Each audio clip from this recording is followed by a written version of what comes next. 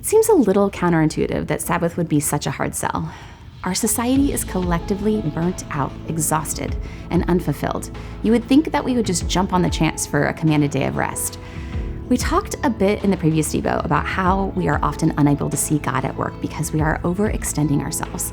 We hold close the false sense of control we develop throughout our own work, thinking that if we stopped, surely everything would fall apart.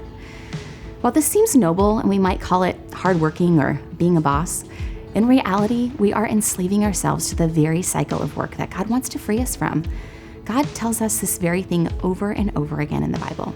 In the Old Testament book written by the prophet Hosea, he says, "For I desire mercy, not sacrifice, and acknowledgement of God rather than burnt offerings."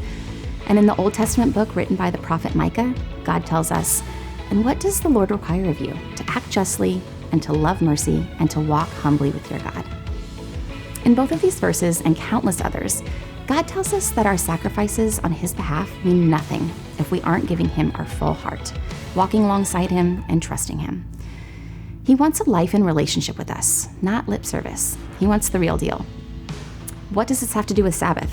Well, when our hearts belong to work, achievement, or success, they cannot also fully belong to God.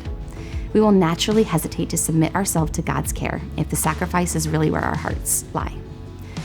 If you've been listening to our Series 10, along with these Devos, and are considering a Sabbath practice for yourself, but worry that you wouldn't be able to fit it in or get everything done, I will tell you now that it's a valid concern. Because honestly, you can't. We cannot serve the masters of work and productivity and also the master of the universe. But what I would encourage you to do is to take that worry to God. Tell him what makes you most hesitant to enter into his rest. Are you worried you won't be as valuable if you work less? Are you worried you will find some of your toil actually didn't matter as much as you thought? Are you worried that your livelihood will be at stake? Take those concerns to God. He can handle them and often can provide a peace and a way forward we can't see on our own.